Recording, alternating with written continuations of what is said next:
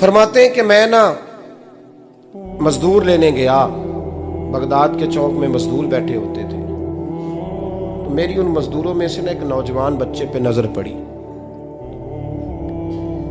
बड़ा कमजोर सा वजूद था, लेकिन चेहरे पर इबादत का निशान था। माथा बताता था कि नमाज का बड़ा ख्याल रखता है। मैं उसके करीब गया। चेहरे भी बड़ा कुछ बताते हैं ना, चेहरों में भी बड़ी रानाई होती है। फरमाते हैं मैं करीब गया, मैंने उसको कहा बेटे मजदूरी करोगे? तो कहने लगा मजदूरों में बैठा हूँ तो हुजूर मजदूरी के लिए ही तो बैठा हूँ। तो मैंने कहा कि चलो फिर। कहने लगा नहीं मेरी कुछ शर्तें। मैंने कहा बताओ। कहने लगा पहली शर्त यह है कि लोग 4 दिनार दिहाड़ी लेते हैं, मैं 3 दिनार लूँगा। मैंने कहा यार भाई तो बड़ी बेहतरीन है, बाकी भी इस तरह की रख ले। उसने कहा हुजूर दूसरी शर्त यह है कि मैं आपकी मुकम्मल बात मानूंगा, लेकिन जब अजान हो जाएगी फिर आपकी नहीं सुनूंगा।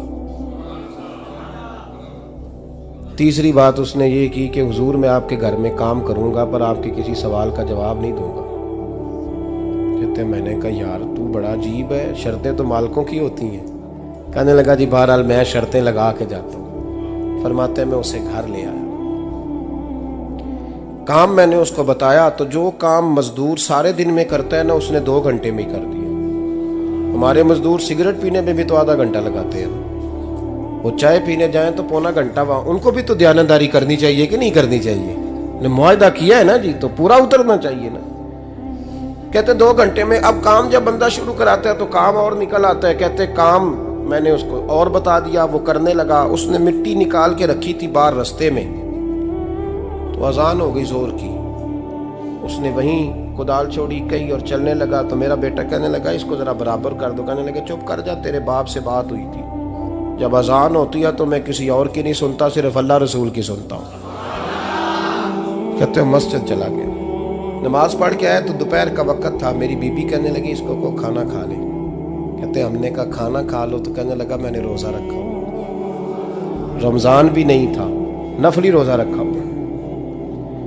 फरमाते हैं शाम हुई, मैंने 3 दिनार दिए। तो मैंने कहा तेरा नाम क्या है? कहने लगा मैंने आपसे कहा था मैं किसी सवाल का जवाब नहीं दूंगा। कहते वो चला गया। अगले दिन मैं फिर लेने गया उसे, काम कुछ और निकल आए। तो लोगों ने बताया वो सिर्फ हफ्ते वाले दिन आता है।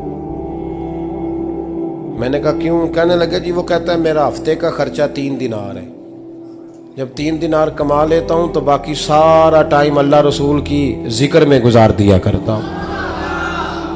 फरमाते हैं अजीब। अगले हफ्ते मैं फिर लेने गया, मैंने पूरा हफ्ता इंतजार किया कि काम उसी से कराना है। मैं जब गया तो मैंने कहा चलो। कहने लगा मेरी शर्तें याद है ना? और मैंने कहा याद है भाई साथ चल।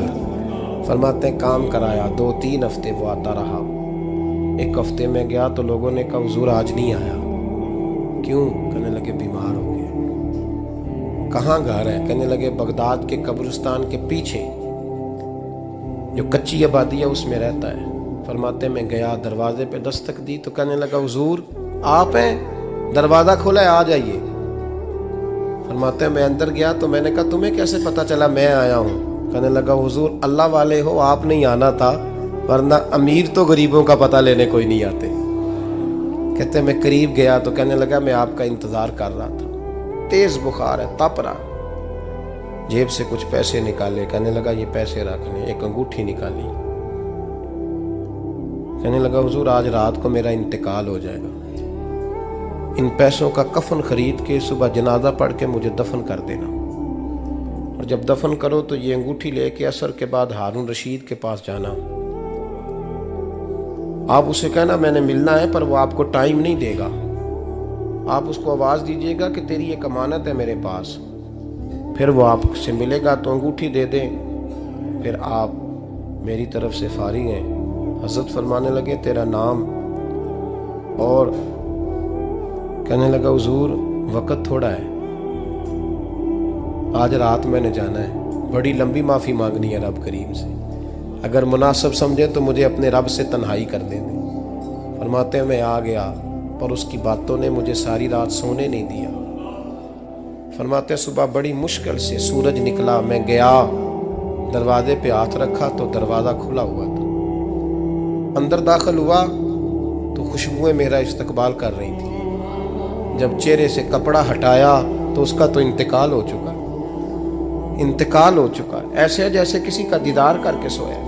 कहते मैं तो 2 आदमी ले गया था जनाजे पे, पर पता नहीं दुनिया किधर किधर से आई, कहां कहां से। अखां जदों मीटियां जमाना मैनू रोवेगा, अपना ते अपना बेगाना मैनू रोवेगा। फरमाते हैं मैं तो 2 बंदे ले गया था, पर पता नहीं मखलूक कहां कहां से आई। जनाजा पड़ा, दफन किया। हारून रशीद के पास में असर के बाद गया, मैंने बुलाना चाहा पर बादशाह था, मेरी तरफ देखा ही नहीं। मैंने उसको कहा तेरी एक अमानत मेरे पास है। फरमाते हैं वो मुझे कोने पे ले गया, क्या बात है, कमरे में बुलाया, मैंने अंगूठी दी। हारून रशीद तो चीखे मारने लगा, कहने लगा अंगूठी वाला कहाँ है? मैंने कहा वो तो इंतकाल कर गया। कहने लगा मुझे कब्र पे ले चल। कहते मैं कब्र पे लाया तो वो लेट गया, तड़प के रोने लगा। मैंने कहा मेरा कलेजा फट जाएगा, ना उसने कुछ बताया ना तूने बताया, ये कौन था? तो हारून रशीद कहने लगा ये मेरा बेटा था। मैंने कहा तेरा बेटा और मजदूर? कहने लगा हुजूर ये हजरत दाऊद ताई के पास बैठा करता था, उनका मुरीद था, मुझे रोज कहता था अब्बा तूने बड़ी दुनिया इकट्ठी कर ली है, मरते वक्त तुझसे टांगे समेटी नहीं जाएंगी, इतना हिसाब नहीं तू दे सकेगा। मैं इसको समझा देता, इसकी अम्मा समझा देती। ये रोज हमें कहता छोड़ दो, आ जाओ अल्लाह रसूल की बारगाह में झुक जाएं। हम समझ। एक दिन ये चला गया, कहने लगा फिर तुम्हारा रास्ता और है और मेरा रास्ता और है। ये सोने की अंगूठी गलती से इसके पास रह गई, गलती से हीरे की अंगूठी चली गई। कहने लगा देखो मेरे बेटे ने आज वो भी वापस कर दी है। फिर तड़प के कहने लगा हारून रशीद था तो ये मेरा बेटा, पर मेरा मुर्शद निकला, मेरा पीर निकला। भाई जिंदगी तो बड़ी थोड़ी है ना। बाबा साहब ने कहा था उठ फरीदा सुत्या, और दाढ़ी आ गया पूर, अग्गा नेड़े आ गया, पिछा रह गया दूर। उठ फरीदा सुत्या खलकत वेखन जा, मते कोई मिल जाई बख्शिया ते तू ही बख्शिया जा। उठ फरीदा सुत्या झाड़ू दे मसीत, तू सुते रब जागदा, तेरी डाडे नाल परीत। मेरा रब हमें भी अपनी बारगाह में कबूल फरमा।